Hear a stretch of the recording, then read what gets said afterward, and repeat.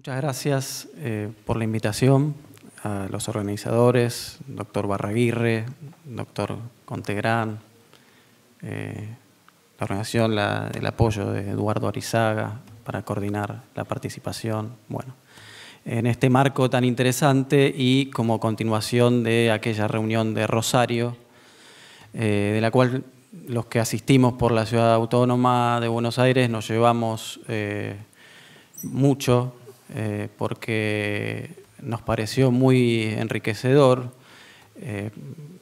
entender, comprender las realidades de los distintos sectores de nuestro país. Recuerdo, no me olvido más, la exposición de un colega de Salta que habló de su participación en un proceso donde estaba involucrado los desmontes.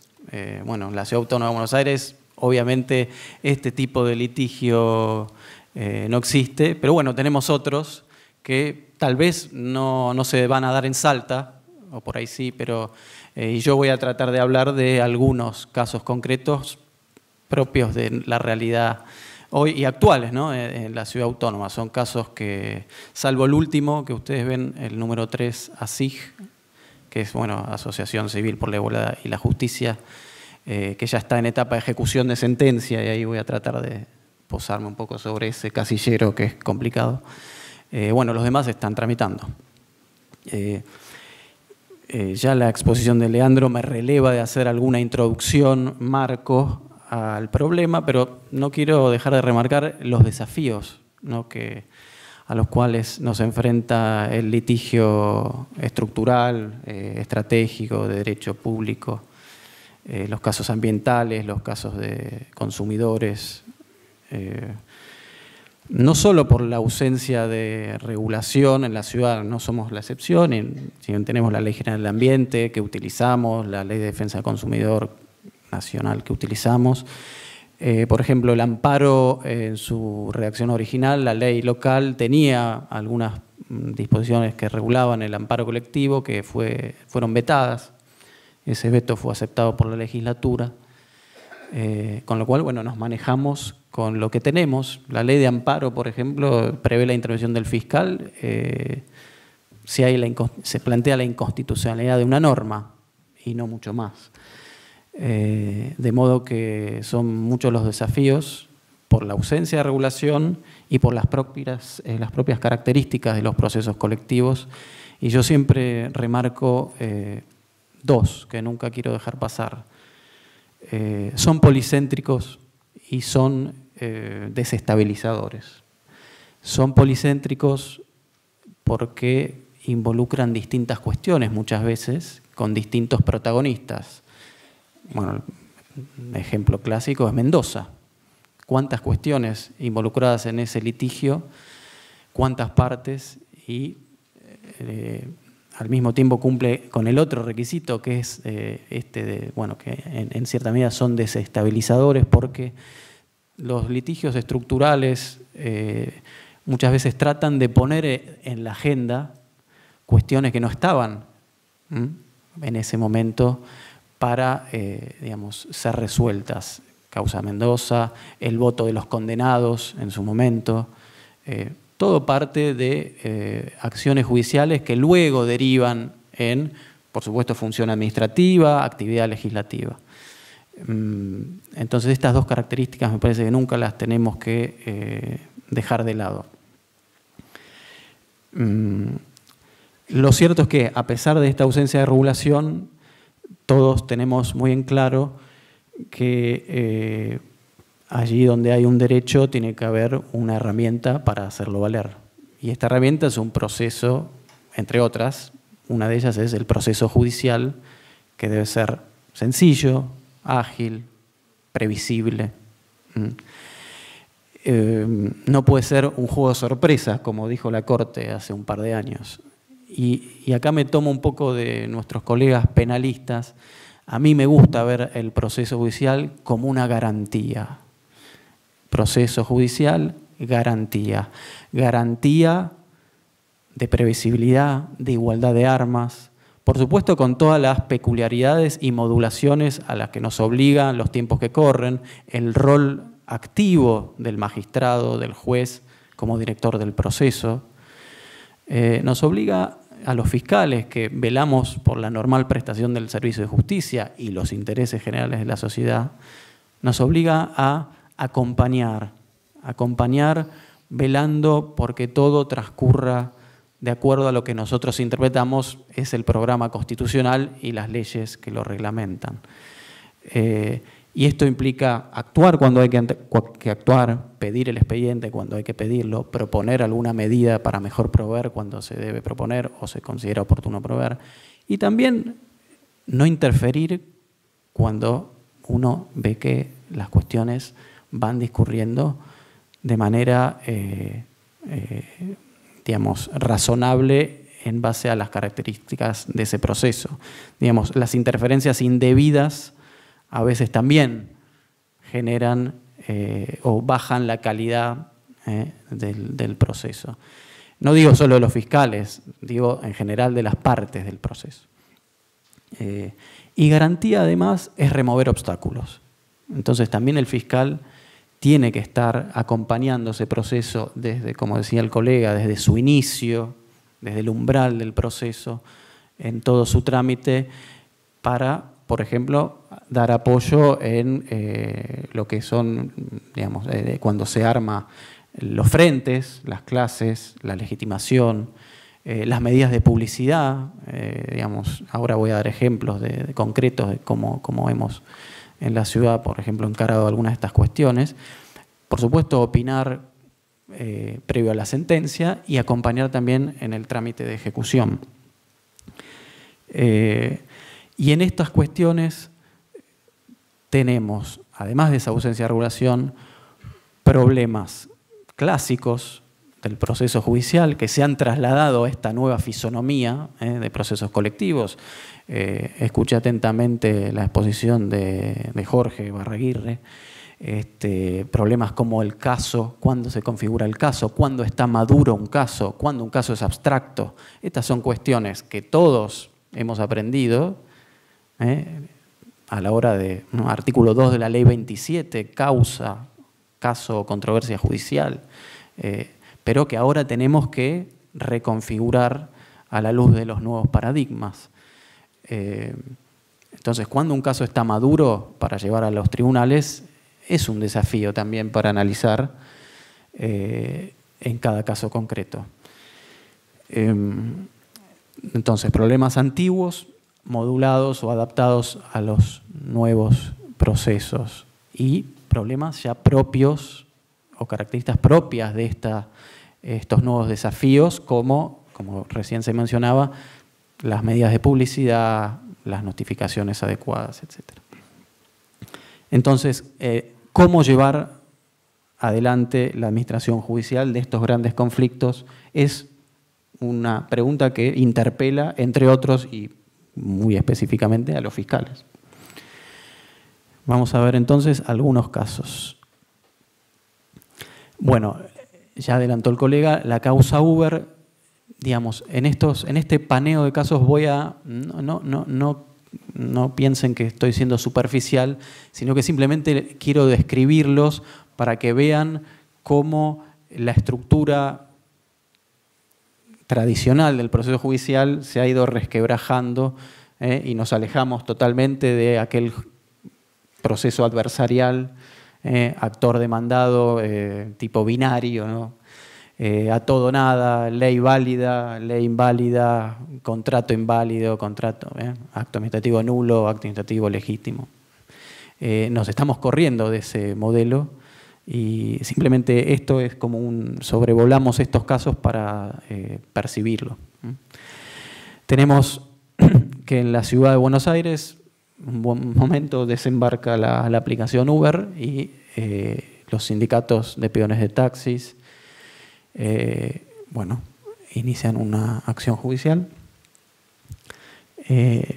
que por suerte no termina siendo un amparo, como decía, porque claramente el problema que presentan era totalmente inatendible en un marco rápido y expedito, y que aparte la ley nos dice que está desprovisto de formalidades, ¿no?, que puedan conspirar contra su operatividad. Y ahora vamos a ver algunos problemas que tenemos con los amparos colectivos, por digamos, la regulación legal que habla de un montón de resoluciones que son inapelables en el marco del amparo, ¿no? Por ejemplo. Bueno, objeto procesal. Vean ustedes ya cómo desde este primer momento entramos en un mundo de interrogantes.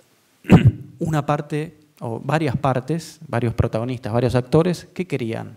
Que el gobierno de la ciudad ejerza su poder de policía e interdicte o disponga la adecuación de esas actividades desarrolladas a través de la plataforma. Es decir, que el gobierno haga algo con un sentido, una dirección concreta. Es decir, que Uber no funcione en la ciudad. Por otro lado, y también como parte actora, bueno, demandan al gobierno de la ciudad, ¿no? Para que ejerza su poder de policía. Por otro lado, otro frente actor, integrado por los usuarios de una asociación de consumidores, ProConsumer, y un socio conductor Uber, una persona física, se presentan y dicen, yo también quiero participar en este litigio, pero para todo lo contrario, para que el gobierno de la ciudad no ejerza su poder de policía sobre esta actividad. Porque nosotros consideramos que esta actividad no puede asimilarse a los remises, a los taxis. Esto es un contrato privado de transporte. Entonces, dos pretensiones opuestas contra un mismo demandado. Por supuesto, involucrando, ¿no?, los conflictos policéntricos, temas de impositivos, temas de poder de policía, temas de consumidores, diversos conflictos con diversas partes. Entonces, el juez de la causa, de primera instancia, el doctor Víctor Trionfetti, arma digamos, escenario. Un mismo demandado, el gobierno de la ciudad, y dos frentes. El frente que quiere que Uber deje de funcionar y, digamos, que pretende que el gobierno de la ciudad ejerza su poder de policía y prohíba esta actividad, y el frente de los usuarios y de los socios conductores. Nos corrimos totalmente del escenario tradicional. Dice el juez de primera instancia, sobre un mismo y único demandado, gobierno, convergen diferentes procesos con pretensiones opuestas. Porque son exactamente el reverso, ¿no?, de las consecuencias jurídicas que pretende uno y otro. Y entonces el gobierno de la ciudad iba a tener que litigar en paralelo, oponiéndose, si lo considera pertinente, autónomamente en cada uno de esos subprocesos colectivos. Básicamente va a tener que contestar dos traslados de demanda.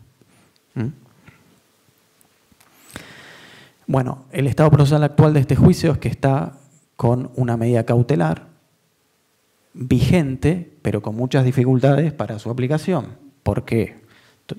Digamos, es un tema técnico de que es muy difícil bloquear esa aplicación en la jurisdicción local, limitada a la jurisdicción local. Entonces, bueno, empiezan un montón de acciones a fin de poder ejecutar esa medida cautelar limitada a la jurisdicción de la ciudad. Entran las tarjetas de crédito y dicen, bueno, no, pero usted no puede bloquear todo esto porque si alguien quiere usar Uber en otra jurisdicción, ¿por qué no va a poder usar la tarjeta de crédito? De hecho, en Mendoza ya está regulado, ¿no?, la aplicación. Entonces, problemas para ejecutar ya la medida cautelar, una vez armados los frentes, y para dar a publicidad también hubo problemas porque las medidas de publicidad adoptadas por el magistrado incluían publicación de edictos en diarios de amplia circulación. Ocurre que nadie lo hacía. Las partes, por supuesto, el sindicato con la cautelar ya estaba medianamente satisfecho. La Asociación de Consumidores invocaba el beneficio de justicia gratuita y ahí hubo una controversia porque el juez dijo, no, bueno, esto es demasiado amplio, porque él había en su decisión dispuesto, cualquiera va a poder impulsar, cualquiera de las partes va a poder impulsar estas medidas de publicidad. Lo había dejado abierto. Entonces el juez dijo, yo dije cualquiera de las partes y usted es una de las partes, ¿por qué no lo...? No, bueno, porque yo considero que el beneficio de la justicia gratuita cubre esta modalidad, digamos, esta forma de publicidad. Bueno, esto llegó a la Cámara y, bueno, dictaminó la Fiscalía y la Cámara revocó parcialmente la decisión del juez, reconociendo que el beneficio de justicia gratuita a la Asociación de Consumidores abarcaba estas cuestiones. Entonces se modificaron las medidas de publicidad. Y ahí también, en otros casos, un caso exactamente idéntico al que mencionó Leandro, contra el Banco Ciudad, también por el tema de la accesibilidad a todas sus sucursales. Bueno, la Fiscalía también propuso modificar las medidas de publicidad porque el Banco Ciudad invocaba que era muy oneroso, muy dificultoso pegar carteles por todos lados. Bueno, y las medidas que habían dispuesto en primera instancia, y propusimos el banner y propusimos un correo, un email a todos los clientes, y la sala acogió esa propuesta. Esta medida cautelar después fue ampliada hace poco, en el mes de abril, la medida cautelar que suspendía la actividad en la jurisdicción local, a todas las, digamos, empresas que abarcan el conjunto económico de Uber, que el juez las trajo de una intimación que le hizo la FIP a Uber. Digo, lo menciono por el rol activo del magistrado al dirigir el proceso. La FIP publicó 2 resoluciones donde se intimaba a Uber a pagar ganancias y pagar IVA y a hacer aportes y contribuciones. Y el juez detectó esa publicación y dijo, bueno, amplío la cautelar a todas estas empresas que se mencionan como integrantes del conjunto económico Uber. Entonces vean cómo nos estamos corriendo de este proceso clásico, ¿no? Donde el juez está tomando activa participación, tuvo que armar los frentes y, bueno, para la sentencia todavía resta un trecho. Envío ya, bueno, todos más o menos los hemos visto por la calle, los delivery, ¿no? Globo. Bueno, no quiero hacer propaganda, pero están. Envío ya no es una de ellas. ¿Qué pasó en este proceso? Las empresas tradicionales de mensajería empezaron a ver un poco lo que se hablaba, ¿no? La competencia desleal, porque, bueno, la ciudad estaba inundada con estos servicios nuevos de apps que llevaban y traían cosas. Entonces, las actoras, empresas tradicionales de mensajería, las clásicas, inician una acción de amparo colectivo. El objeto era que se reconociera su derecho a prestar sus servicios cumpliendo con las normas vigentes en la ciudad y en igualdad de condiciones, dicen. Es decir, que no solo usted, el gobierno de la ciudad, inscríbanos para prestar este servicio, porque justamente se habían dictado normas que regulaban la cuestión y con la necesidad de inscripción, el pago de una tasa, bueno, y esto dispara el conflicto. Pero dice, denos a nosotros, y hemos hecho las presentaciones y no hay respuesta a lo que, digamos, en la vieja traducción de esto a lo jurídico era, bueno, esto es un amparo por mora, digamos, yo le pido que me inscriban, no me inscriben. Pero agregó algo más la actora. Una vez que nos inscriba, nosotros queremos que también se ejerza el control en igualdad de condiciones. Es decir, si a nosotros nos hacen inscribir y cumplir una serie de obligaciones, también a aquellos servicios que se manejan con la app, que no tenían ninguna intención de inscribirse, porque de nuevo, ¿no? Es el mismo razonamiento que en Uber. Ellos ponen en contacto, ¿no?, al que quiere algo con el que lo ofrece. Se dictó la medida cautelar, bueno, hubo muchas idas y vueltas, medidas cautelares, digamos, que fueron revocadas porque excedían claramente el objeto de ese litigio. Bueno, este proceso se inicia así, todas las empresas como una clase actora contra el gobierno solicitando su inscripción y el control ejercido por el policía en igualdad de condiciones con las apps, con los servicios que facilitaban las apps. Y el juez me voy a ir para adelante. El juez no certifica clase y avanza. Los actores consideraban que estaba en debate intereses individuales homogéneos, pero la causa tramita sin certificación, sin designar los representantes adecuados, a diferencia de lo que pasó en la causa Uber, que hubo una decisión de este estilo. Y, bueno, por distintos motivos, el juez, después de la sentencia, es recusado. La causa recae, mientras se resuelve esa recusación, en otro magistrado que sí certifica, pero después de la sentencia.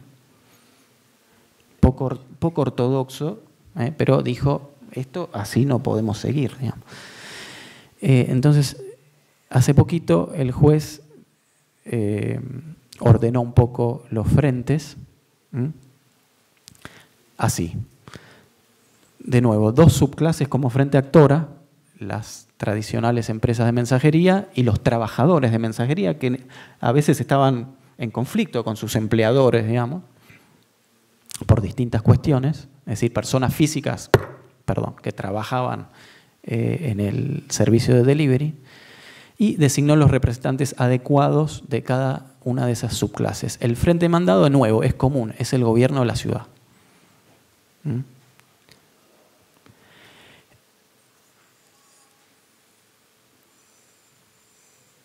Ahí me fui para atrás. Ay.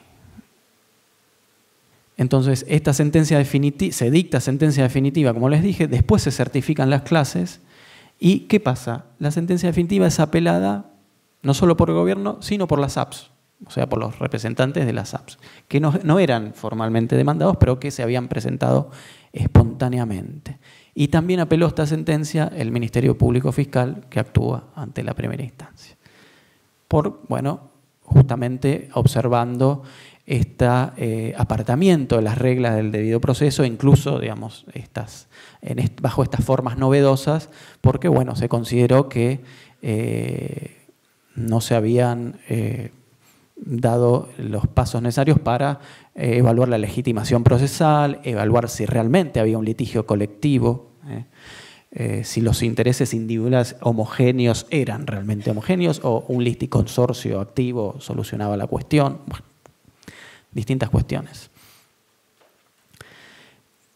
¿Quién más se presenta después de la sentencia? Los comerciantes que utilizan ese servicio, que claramente no eran parte, pero pedían participar ahora del juicio con la sentencia definitiva ya dictada. Y pidieron que se arme una nueva subclase como representativa de los trabajadores independientes. Es decir, el negocio de comida que utiliza la app y que vio elevada su facturación, según invocaban ese escrito, por la utilización de esa app. Este pedido fue desestimado en primera instancia y está a estudio de la Cámara. El último caso, muy breve, y ya prometo terminar, porque aparte era algo que quedó en el tintero, que es el talón de Aquiles, ¿no? Como dicen, de los juicios colectivos, que es la ejecución de sentencia. Y porque, el caso ASIG, como les dije, ya tiene sentencia definitiva, hay una medida cautelar, y trata sobre el riesgo eléctrico del barrio 21-24 de Barracas. La demanda, iniciada hace unos 10 años por la asociación, tramitó, obtuvo sentencia.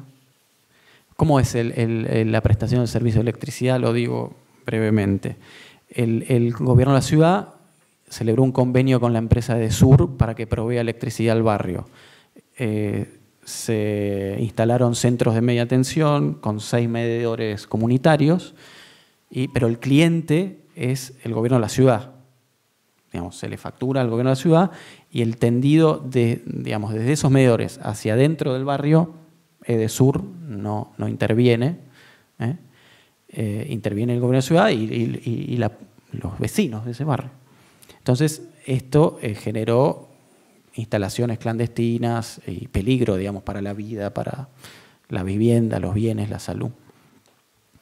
Esto estaba acreditado en el expediente. Entonces, se dicta sentencia ordenando que se elabore un proyecto eléctrico adecuado de acuerdo a las directivas del ENRE, el ente regulador, y con una guía determinada para este clase de instalaciones.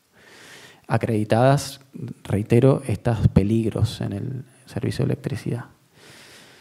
El proyecto, debía contemplar las recomendaciones técnicas, una cuestión eminentemente técnica, cómo hacer ese proyecto, dónde empezar,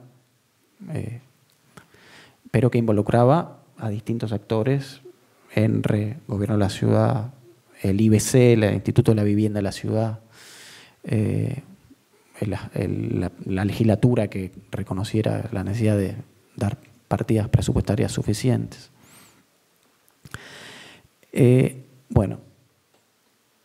Hoy, ¿dónde estamos? La sentencia quedó firme en diciembre de 2018 y en el mes de agosto de este año el juez de grado declaró el incumplimiento de la sentencia. Impuso astreintes y ordenó que la condena se ejecute a través de un tercero, aplicando un artículo del Código Contencioso. Esta decisión está en instancia de apelación ante la Cámara. Entonces, ¿acá qué tenemos? En la ejecución de sentencia, dos andariveles. El andarivel de las medidas cautelares urgentes, porque el riesgo eléctrico no nos va mirando lo que pasa en el proceso judicial. Las cosas se van sucediendo día a día. Entonces, la Cámara, esto es lo que mencionamos aquí al final, en el último punto, convocó una mesa de trabajo en su ámbito,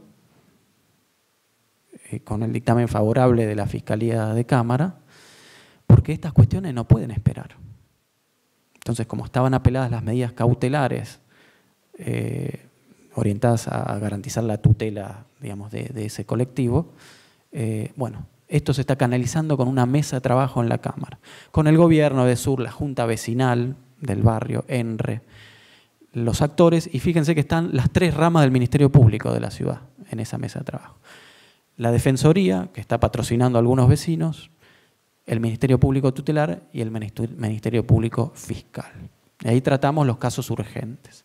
En paralelo está la ejecución de fondo, ¿no?, que también es un proceso trabajoso. ¿Por qué arranqué diciendo que era muy importante? No me quería ir sin hablar de esto, porque de esta etapa de ejecución. Porque realmente al cumplir el fallo es que se concreta el acceso a la justicia. Porque antes tuvimos cautelares, pero... Entonces, es muy importante tener claro, y es muy trabajoso, porque la sentencia es un puerto de arribo, pero a partir de ahí nace un nuevo camino. El tema es que este camino sea razonable y no sea un verdadero vía crucis, como en este caso está siendo. El tiempo se me acabó, pero bueno, son cuestiones, la falta de regulación obliga, como decía el colega, a la imaginación y, como decía Dworkin, ¿no?, esta idea de la interpretación constitucional como la novela en cadena. Nos llega un texto, lo debemos interpretar lo mejor posible para que rinda sus mejores frutos y la tarea nos trasciende. Porque después de que lo hagamos nosotros van a venir otros. ¿Se acuerdan, Nino, las catedrales medievales, ¿no? Los que hicieron los cimientos por ahí no la ven terminada, ni conocieron a los que la van a terminar, y sin embargo tienen que seguir una partitura, y la partitura es la Constitución. Y recalco, y estos encuentros siempre, digamos, me hacen valorar esta idea de institucionalidad, ¿no? Porque las instituciones y el Ministerio Público Fiscal, digamos, es la institución que yo formo parte, realmente valorar este encuentro para hablar desde ese lugar, a mí me parece muy útil, porque las instituciones son estas estructuras que nos ayudan a superar los personalismos, las coyunturas e incluso cualquier tipo de moda del momento. Entonces espero que en un próximo encuentro podamos ver que estamos yendo en la dirección correcta y que para mí no es otra, esa idea tan difícil de concretar, tan fácil de enunciar, que es que el proceso judicial no sea un obstáculo, ¿no?, para todos los que tienen razón. Nada más. Muchas gracias.